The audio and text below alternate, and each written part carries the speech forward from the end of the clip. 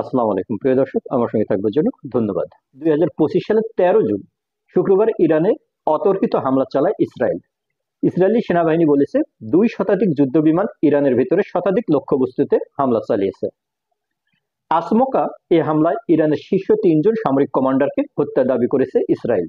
অপরদিকে এর জবাবে ইরানের সর্বোচ্চ নেতা আয়াতুল্লাহ আলী খামেনি ইসরায়েলকে চড়া মূল্য দিতে হবে বলে হুমকি দিয়েছেন। আর তারই ধারাবাহিকতায় শুক্রবার দিবাগত রাতে দীর্ঘদিনের শত্রু ইরান ও ইসরায়েল এখন সরাসরি সংঘাতে জড়িয়ে পড়েছে।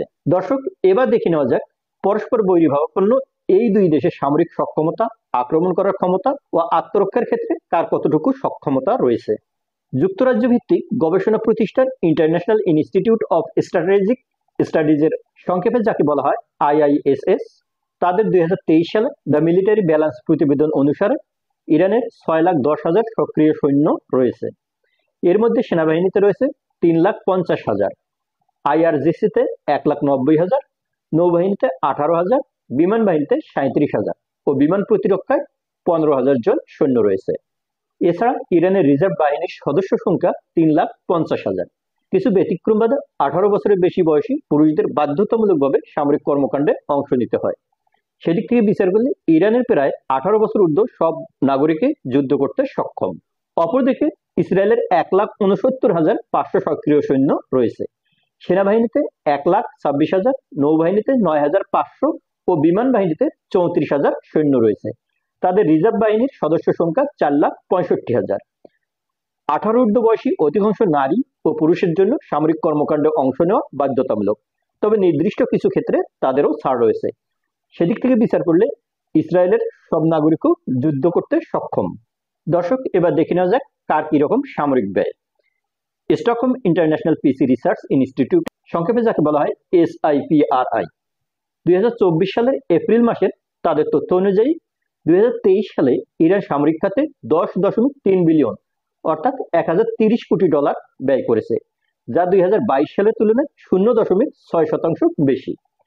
একই বছর ইসরায়েল ব্যয় করেছে 27.5 বিলিয়ন বা 2,750 কোটি ডলার, যা 2022 সালের তুলনায় 24% বেশি।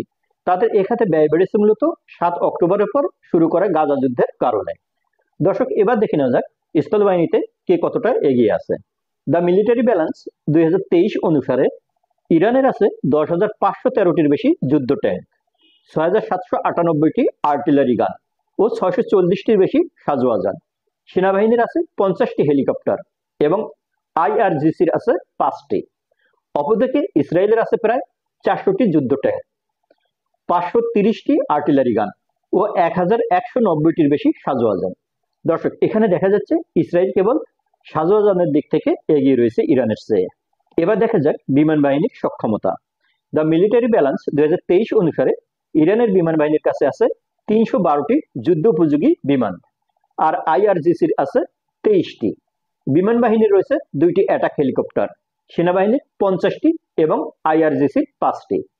অপরদিকে ইসরায়েলের রয়েছে 345টি যুদ্ধ উপযোগী বিমান ও 43টি অ্যাটাক হেলিকপ্টার। বিমান বাহিনীর সক্ষমতায় মোটামুটি দুই দেশে কাছাকাছি অবস্থান করছে। দর্শক, এবার দেখে নেওয়া যাক ইসরায়েল ও ইরানের নৌবাহিনীর সক্ষমতা কতটুকু। দ্য মিলিটারি ব্যালেন্স 2023 অনুসারে ইরানের নৌবাহিনীর আছে 17টি টেকটিক্যাল সাবমেরিন, 68টি উপকূলীয় টহল ও যুদ্ধজাহাজ, 60টি করভেট, 12টি ল্যান্ডিং শিপ, 11টি ল্যান্ডিং ক্রাফট ও 18টি লজিস্টিক ও সহায়ক জাহাজ। অপরদিকে ইসরায়েলের রয়েছে 5টি সাবমেরিন এবং 49টি উপকূলীয় টহল ও যুদ্ধজাহাজ। দর্শক, নৌবাহিনীর প্রতিরক্ষা ক্ষেত্রে ইসরায়েলের চেয়ে ইরান অনেক এগিয়ে রয়েছে। দর্শক, এবার দেখা যাক বিমান প্রতিরক্ষায় কে কেমন অবস্থান করছে। দ্য মিলিটারি ব্যালেন্স 2023 অনুসারে ইসরায়েলের বিমান প্রতিরক্ষা ব্যবস্থার মূল ভিত্তি হলো আয়রন ডোম, যা সম্প্রতি ইরানি ক্ষেপণাস্ত্র হামলার বড় অংশ প্রতিহত করতে সক্ষম হয়েছে বলে ধারণা করা হয়। এ ব্যবস্থায় একটি রাডার আছে যা ধেয়ে আসা ক্ষেপণাস্ত্র এর গতি ও দিক নির্ণয় করে থাকে। নিয়ন্ত্রণ কেন্দ্র বিশ্লেষণ করে দেখে যে ক্ষেপণাস্ত্রটি জনবসতিপূর্ণ এলাকায় পড়বে কিনা। হুমকি মনে হলে মিসাইল ফায়ারিং ইউনিট তা গুলি করে ভূপাতিত করে। প্রতিটি লঞ্চারে 20টি ইন্টারসেপ্টর ক্ষেপণাস্ত্র থাকে। ইসরায়েলে 10টি আয়রন ডোম ইউনিট রয়েছে। মধ্য ও দীর্ঘপাল্লার ক্ষেপণাস্ত্র প্রতিরোধে অন্যান্য ব্যবস্থাও রয়েছে এই দেশটির। ডেভিডস স্লিং 400 থেকে 300 কিলোমিটার দূরত্বের ক্ষেপণাস্ত্র আটকাতে পারে। দ্য অ্যারো সিস্টেম 2400 কিলোমিটার পর্যন্ত পাল্লা ক্ষেপণাস্ত্র প্রতিহত করতে সক্ষম। অপরদিকে ইরান গত ফেব্রুয়ারিতে আজার, যার ফার্সি অর্থ হচ্ছে বজ্র, এই নামের স্বল্প পাল্লা ও নিচু উচ্চতায় আঘাত হানতে সক্ষম প্রতিরোধ ব্যবস্থা মোতায়েন করে। এটি ইনফ্রারেড রাডার ও ইলেকট্রো অপটিক প্রযুক্তির সমন্বয়ে লক্ষ্যবস্তু শনাক্ত ও ধ্বংস করতে পারে এবং যানবাহনে স্থাপনযোগ্য। ইরানে রয়েছে বিভিন্ন ধরনের ভূমি থেকে আকাশ ক্ষেপণাস্ত্র প্রতিরক্ষা ব্যবস্থা। এর মধ্যে রয়েছে 42টির বেশি রাশিয়া নির্মিত দীর্ঘপাল্লার S-200, S-300 ও স্থানীয়ভাবে তৈরি রাবার 373, 59টির বেশি মাঝারি পাল্লার মার্কিন MIM 23 হক, HQ-2J ও খোরদাদ 15 এবং 279টি স্বল্প পাল্লার চীনের তৈরি CHS-A4 ও 9K321 টর M1 প্রতিরক্ষা ব্যবস্থা রয়েছে। দর্শক, এবার দেখা যাক ব্যালিস্টিক ক্ষেপণাস্ত্রের ক্ষেত্রে কে কতটুকু সক্ষমতা রাখে। যুক্তরাষ্ট্র ভিত্তিক গবেষণা প্রতিষ্ঠান centre for strategic and international strategy, সংক্ষেপে যাকে বলা হয় CSIS, অর্থাৎ CSIS এর মিসাইল ডিফেন্স প্রজেক্ট অনুসারে ইরানের কাছে অন্তত 12 ধরনের স্বল্প ও মাঝারি পাল্লার ব্যালিস্টিক ক্ষেপণাস্ত্র রয়েছে। এর মধ্যে টোন্ডার 69-এর পাল্লা 150 কিলোমিটার, আর খোররামশং ও সেজিল ক্ষেপণাস্ত্রের পাল্লা 2000 কিলোমিটার পর্যন্ত। অপরদিকে ইসরায়েলের আছে অন্তত 4 ধরনের স্বল্প, মাঝারি ও মধ্যম পাল্লার ব্যালিস্টিক ক্ষেপণাস্ত্র। এর মধ্যে LOR এর পাল্লা 280 কিলোমিটার এবং জেরিকো 3 এর পাল্লা 4800 থেকে 6500 কিলোমিটার। দর্শক, ব্যালিস্টিক ক্ষেপণাস্ত্রের ক্ষেত্রে ইরানের চেয়ে ইসরায়েলের সক্ষমতা ব্যাপক এবং তাদের ক্ষেপণাস্ত্রগুলোর পাল্লা বেশ দ্রুত। দর্শক, সর্বশেষ দেখে নেওয়া যাক ইসরায়েল ও ইরানের পারমাণবিক সক্ষমতা কে কতটুকু এগিয়ে। যুক্তরাষ্ট্র ভিত্তিক আর্মস কন্ট্রোল অ্যাসোসিয়েশনের তথ্য অনুসারে ইসরায়েলের কাছে প্রায় 90টি পারমাণবিক বোমা রয়েছে বলে ধারণা করা হয়। অপরদিকে ইরানের কাছে পারমাণবিক অস্ত্র নেই বলে মনে করা হয়, তবে তাদের একটি সমৃদ্ধ পারমাণবিক কর্মসূচি রয়েছে এবং দেশটির একাধিক পারমাণবিক স্থাপনা ও গবেষণা কেন্দ্র পরিচালনা করে।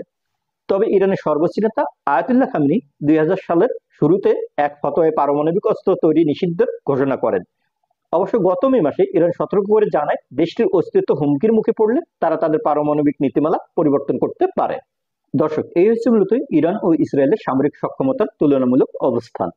তবে ইসরায়েল ইরানের চেয়ে তুলনামূলকভাবে বেশ কিছু ক্ষেত্রে পিছিয়ে থাকলেও তাদের পিছনে রয়েছে মূলত আমেরিকা, এবং আমেরিকার মদদেই ইসরায়েল সব সময় মধ্যপ্রাচ্যে ত্রাস সৃষ্টি করে থাকে। তাছাড়া তাদের হাতে পারমাণবিক অস্ত্র তো রয়েছেই। অপরদিকে যুদ্ধে সব সময় ইরানকে মূলত একাই লড়তে হবে, তাই এই যুদ্ধে কে এগিয়ে থাকবে সেটা বলা মুশকিল। ভালো থাকি, ভালো রাখি সবাইকে। ভালো লাগলে চ্যানেলটি সাবস্ক্রাইব করি। ধন্যবাদ।